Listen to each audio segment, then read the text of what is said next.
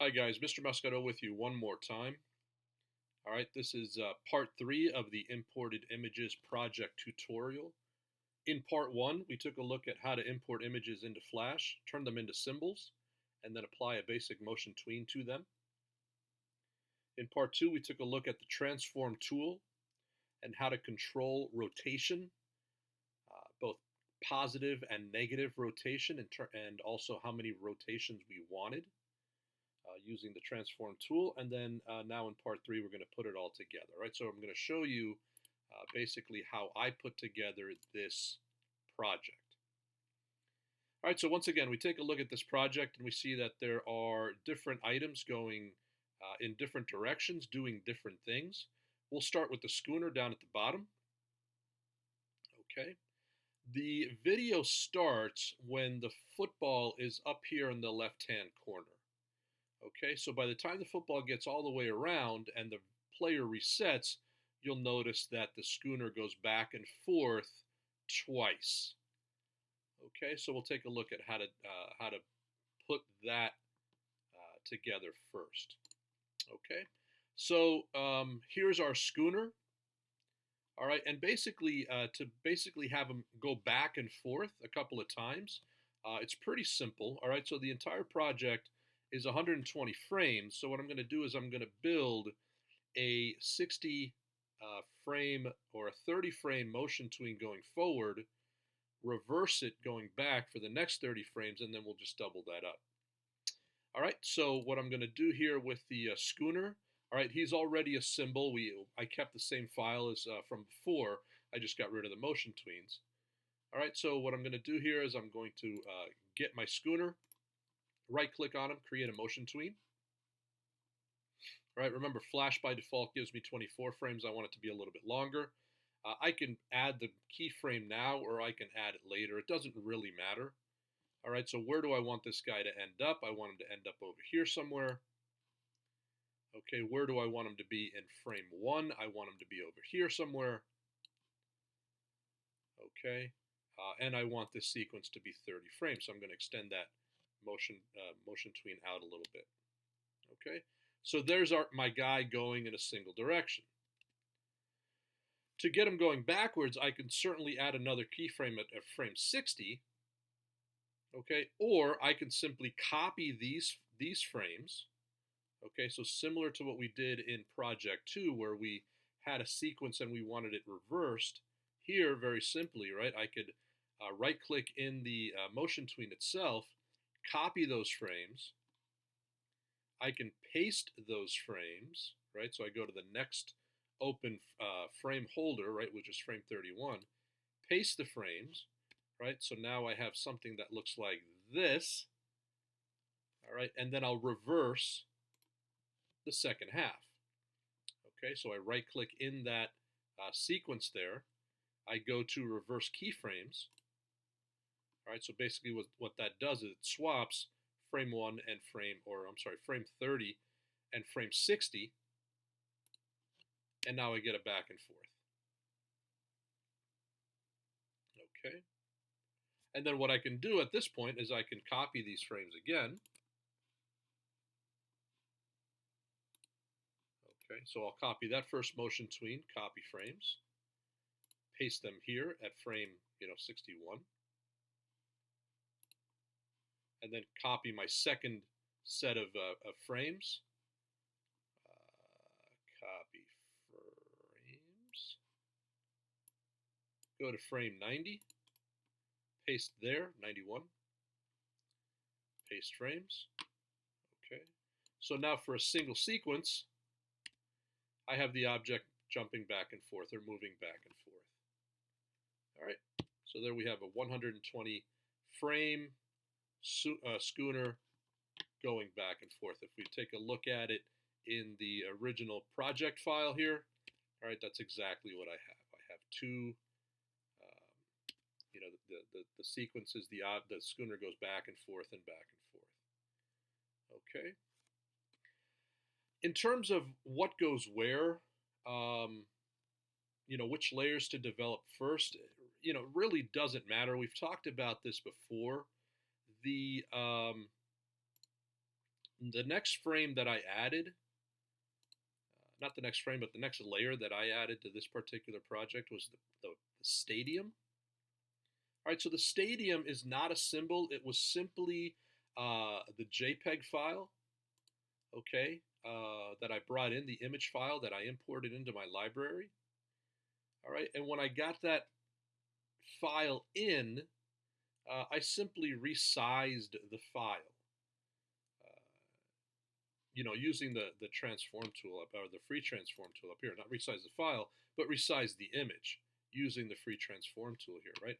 So basically, right, if I hide this, I can see where my stage is and where my image is. All right, so my image is a little bit bigger than my stage, but that's okay. Okay, because ultimately I want that I want the frame of the movie to cut off the edges. So it's a little bit wider, but that's okay. I don't, I'm not going back and forth, and my schooner is, still on stage. All right, so you can see where the schooner is in terms of the stage and where the image itself of the stadium is. Okay, so once I added that guy, that image in and resized him, that was basically my background layer, right? So that's the lowest layer of my project. I added my name then, okay, as another layer just because I like to compartmentalize things, right? So in this case, I didn't draw my name. I used the type, okay, the text tool up here. So if you select the text tool, all right, and you select the Properties tab, you can modify your font, okay, you can modify your size, you can modify the color. All right, so I chose like a script for this one. All right, so so far here, right, I have my background, I have my name, and I have my schooner doing its thing. The next layer that I developed was the football. All right, so let me lock this layer. And I added the football layer. So even though the football layer is a higher layer, I repositioned some of these layers. But this is the next one that I created. All right, so the football itself, right, started off as an image. Okay, so in my library, here's my football. I brought him onto the stage. I turned him into a symbol. All right, and then I added basically a triangular path. All right, so from frame 1 to frame 40, I had him moving downwards and to the middle of the screen. From frame 40 to frame 80, I had him moving upwards to the upper right-hand corner of the screen of the stage. And from frame 80 to frame 120, I had him moving back across to his original spot. Okay. In terms of the rotation, all right, so let me unlock this layer so we can take a look at it. I don't want to draw, I want to select. Okay, if we take a look at the transform tool for the football, in frame number 1, there's a rotation of 0. Okay, in frame number 40, I hit the transform tool, you'll see that there's a rotation of negative 360 degrees. So from 0 to negative 360, it's going to give me a full counterclockwise rotation. From frame 40 to frame 80, all right, the transform tool is back as 0 in terms of rotation. So I go from negative 360 degrees to 0 degrees, right? So I have a positive 360 degrees of rotation as it moves diagonally and to the right. And then at frame 120, right, which is the last frame of my sequence, the football still has a rotation of 0. All right, so in other words, there is no rotation as the ball moves across the top of the stage. All right, so in terms of just the football, Let me hide these layers so you can see them better. Okay, there's the track for the football. Right, counterclockwise rotation, one full turn.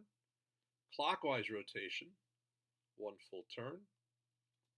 And then no rotation as we get back to the beginning. All right, so that's the football. Pretty straightforward there. All right, just a triangular path. All right. Let's take a look at so the only thing that's really left then, right, is the football and the logo. All right, so it looks like the football and the logo are kind of switching off. Okay, but they really aren't. What's happening is that both objects start off very, very small. If you look very, very closely at the center of the stage, you'll see the helmet in a very small state. Okay, right in the center of the stage and above the OU logo. All right, so what is happening here is that they both start off very small. For the first 60 frames, the helmet gets larger and then gets smaller. And then for the second 60 frames, the OU logo gets larger and then smaller. All right, so there is a net change. So I have a few frames there, 60 frames for each symbol, where there is no change. All right, so if I have a frame 1 with an object defined a certain size and a certain rotation, and then a frame 60 with the object in the same size and the same rotation, the same position, there is no change, right? So that object won't do anything. All right, so let me show you those two layers, all right, because they are two different layers. Okay, so I have the helmet layer and the logo layer. All right, so let's take a look at the helmet layer first. So I'm at frame 1 for the helmet. You can see a very small version of it here. And I just basically use the free transform tool to make it that size, right? I could have done other things. I could have made it transparent or made it even smaller than that. But for our purposes, it's fine the way it is. All right. From frame 1 to frame 30, the object increases in size, all right, and rotates fully 360 degrees, or negative 360 degrees, right? Because we have, no, I'm sorry, 360 degrees, because we have positive rotation, clockwise rotation here. All right, so that is clockwise rotation from 0 to 30. From frame 30 to frame 60, the helmet shrinks and rotates counterclockwise one full rotation. All right, so basically it goes back to the size that it was. Now, there are still 60 frames to go, right, in this sequence. So from 60 to 120, the helmet doesn't change. There is no change for the helmet from 60 to 120. All right, so that means that the helmet doesn't do anything. There's no change going on there. All right, but I do still have keyframes defining that helmet, right, because the motion tween and the layer length should remain intact. For the logo then, all right, I'm going to hide the helmet layer real quick. It's just the opposite. The logo starts off very, very small. You can see it here. For the first 60 frames, the logo doesn't do anything, right? It remains tiny. At frame 60 now, the logo starts to increase in size. All right, and as it rotates counterclockwise, one full rotation, 360 degrees. And then, once it hits frame 90, it starts to decrease in size, rotating a full 360 degrees. All right, so again, those rotations are accomplished with the transform tool. All right, just like we did with the football. put those two layers together,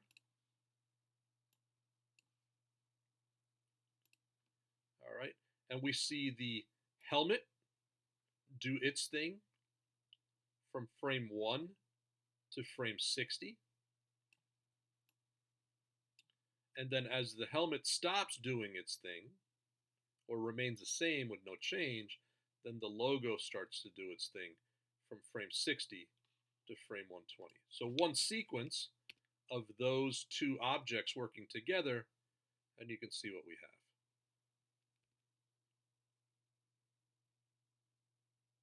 All right. So we have our background, our football, our schooner, our name, and our stadium. All right, I have an additional layer down here. It's called the mask layer. All right, and that's just a website rendering thing for Blackboard. All right, so don't worry about that. It's basically just a black background for everything to, to kind of be framed out. So I don't get a gray border, I get a black border, which looks better on a website. All right, so one full sequence here is that.